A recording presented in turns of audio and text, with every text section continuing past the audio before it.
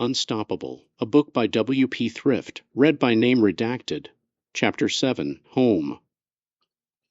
Elizabeth's throat was dry, scratchy, rough. She gulped again, and it hurt on the way down. She shook away those dark thoughts, and asked Lucia to come along with her to the home they would be living at. She began to consider as they walked along, officially buying this home. It was fine to squat in it when she could easily move once discovered here, but now that she had a child to look after? No, simply squatting here wouldn't do any longer. She would sell some treasure she had stored away and buy the deed to this place officially. She would buy some dogs to guard it and perhaps pay off the local guards to actually look after it from time to time. They only looked after places they were paid a bit extra to look after, otherwise the guardsmen spent their days in the local taverns. I'll need to consider her education, too. What grade would she be in? Is she literate? Does she know much arithmetic? Does she know anything of history or the fine arts? Oh, perhaps I should just hire a private tutor.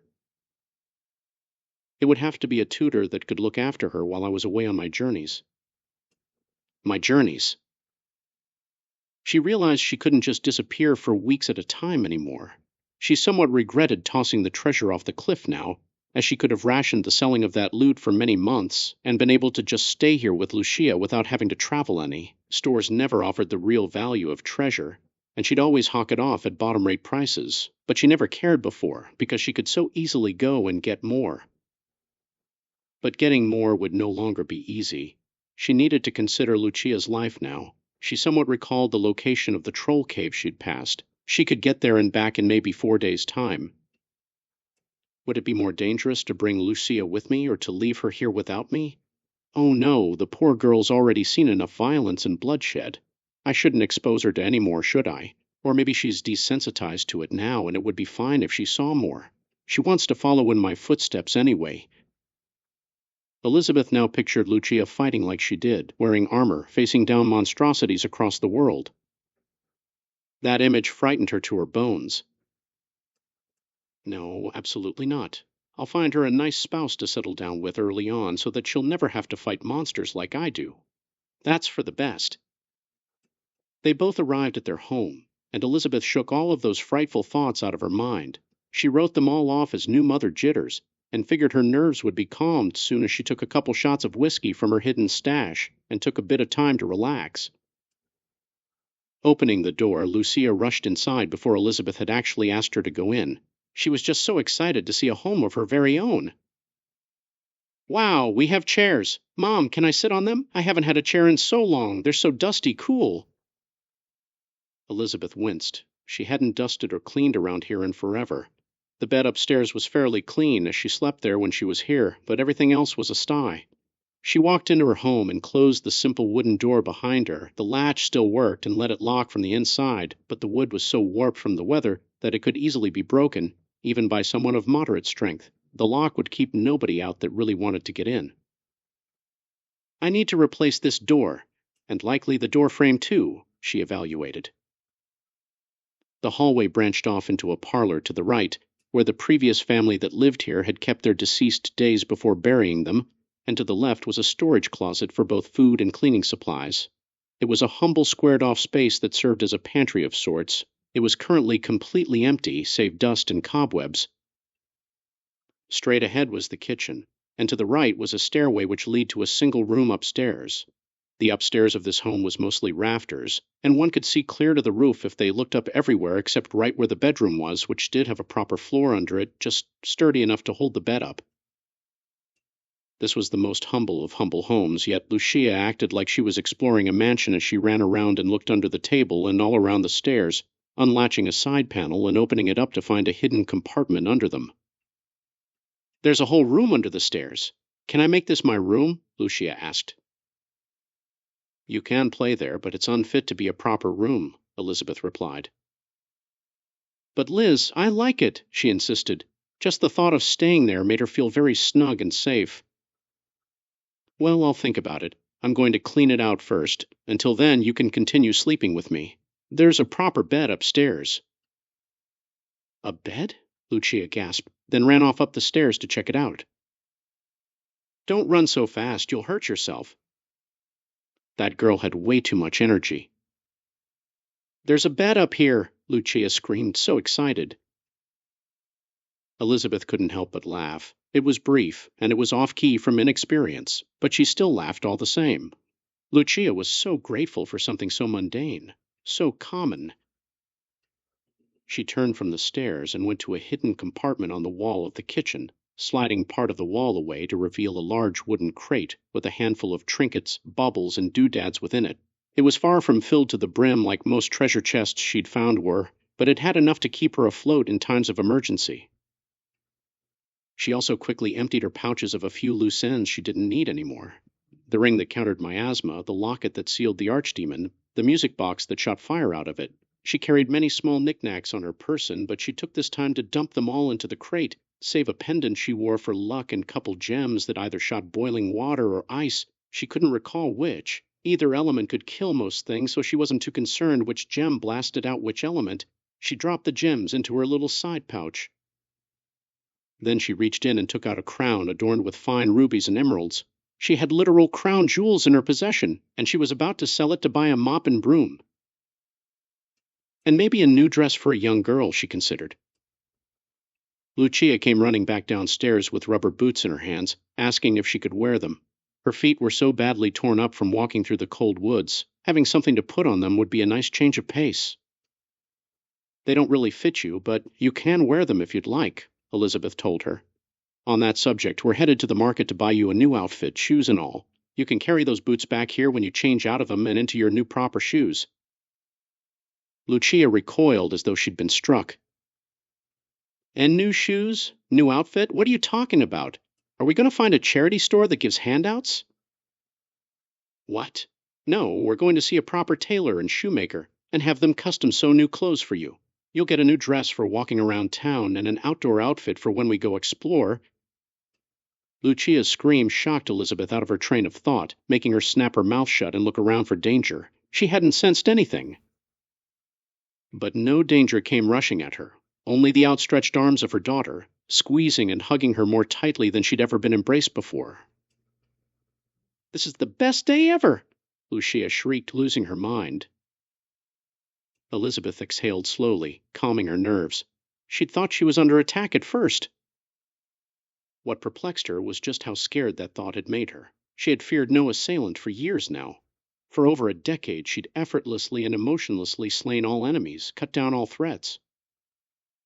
Only today, only in the past hour since claiming Lucia as her very own, had she begun to feel nervous again, and only just now had she felt genuine fear at the thought of being attacked. I can't lose, I know I can't, Elizabeth told herself. But then she looked down at Lucia, whose face was buried in the stomach of her steel-plated armor.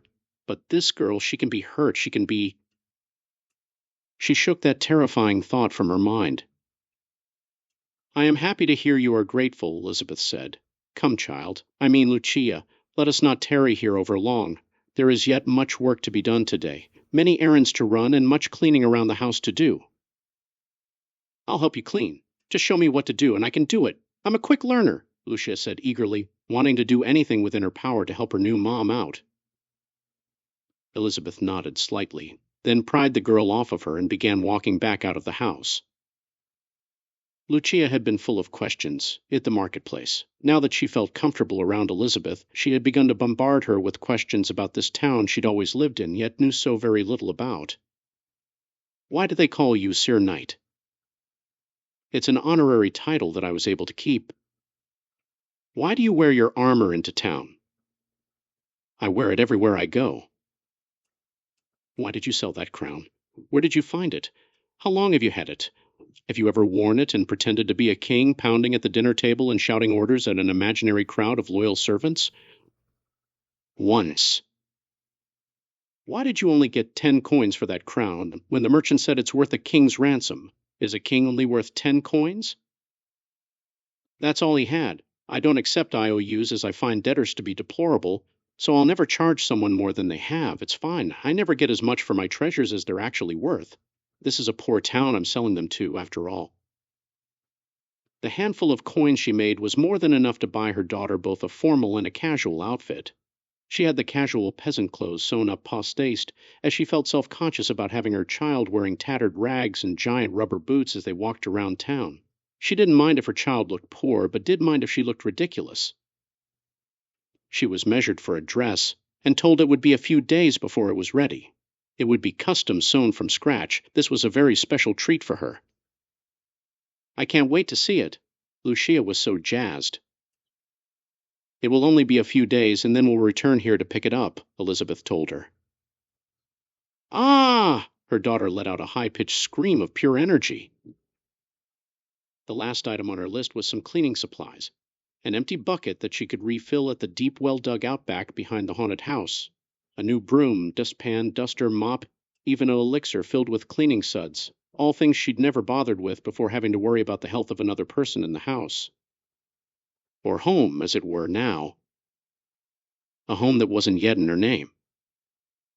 There wasn't enough combined loose coins among all of the vendor stalls in all of the rural market district to buy a deed to a house, even a house that nobody wanted. She may have to visit the noble district for the first time in years to find someone with enough coin on hand to make that purchase. She still had plenty of things she could sell to get those coins. She just hated having to bite the bullet and visit that place filled to the brim with so many bad memories, and so many people she never wanted to see again. I'll do that another day.